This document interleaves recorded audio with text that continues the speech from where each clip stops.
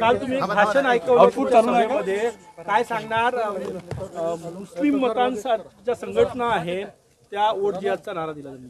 मला असं वाटतं की अतिशय खेदजनक आहे की अशा प्रकारे धर्माचा वापर करून शरद पवारांचा पक्ष, उद्धव ठाकरेंचा पक्ष आणि काँग्रेस हे या ठिकाणी वोट जिहाद करतायत.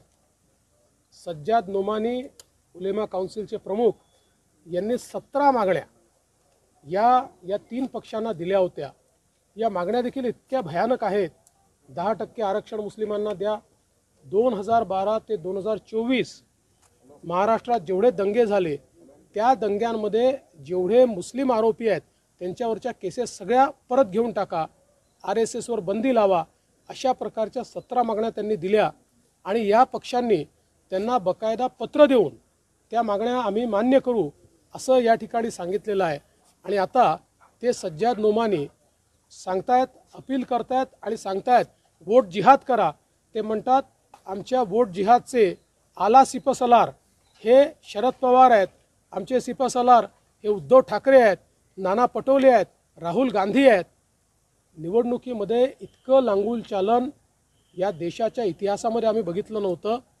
एक प्रकारे केवळ पोलरायझेशन करण्याकरता, अल्पसंख्याक मतं मिळवण्याकरता अशा प्रकारे जर या ठिकाणी हा विरोधी पक्ष महाविकास आघाडी काम करत असेल तर त्याच्या विरुद्ध आपल्याला निश्चितपणे सगळ्यांना एक व्हावंच लागेल.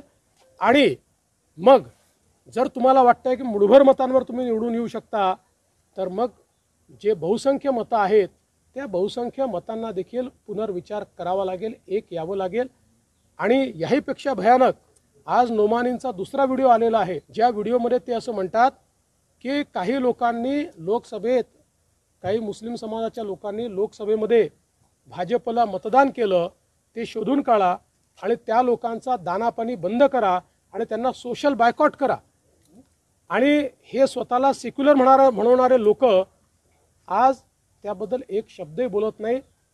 ही जी एक प्रकारचे एक्स्ट्रीम पोलरायझेशन करण्याचा प्रयत्न हा जो काही महाविकास आघाडी करते त्याला आम्ही निश्चितपणे उत्तर देऊ. उद्धव ठाकरे सोशल बायकॉटिंग नवीन प्रकारची अस्पृश्यता निर्माण करण्याचा प्रयत्न केला. हा गुन्हा आहे. तुम्हाला कोणाला सोशल बायकॉट करता येत नाही, हा गुन्हाच आहे. म्हणूनच किरीट सोमय्यांनी आता त्या संदर्भात एक इलेक्शन कमिशनकडे तक्रार देखील केलेली आहे. ते एक है तो सेफ आहे जे म्हणत होते ती भीती आता खरी ठरते का या सगळ्या याच्यात? दिसतच आहे. म्हणजे प्रधानमंत्री महोदयांनी जे सांगितलं की आपल्याला एक राहावं लागेल, एक है तो सेफ आहे. आज काँग्रेस जाती जातीमध्ये विभाजित करण्याचा प्रयत्न करते आणि दुसरीकडे महाविकास आघाडी आणि काँग्रेस मिळून आपल्या सगळ्या जे काही मुस्लिम समाज आहे त्या मुस्लिम समाजामध्ये एक्स्ट्रीम पोलरायझेशन करण्याचा प्रयत्न करून ही निवडणूक ते जिंकू इच्छितात. त्यांच्याकडे या निवडणुकीला मुद्दा उरलेला नाही. त्यांनी कधी विकास केला नाही, ते विकासावर बोलत नाही, त्यांच्याकडे रोड मॅप नाही. त्यामुळे फक्त जातीवाद करून ही निवडणूक जिंकायचा त्यांचा प्रयत्न.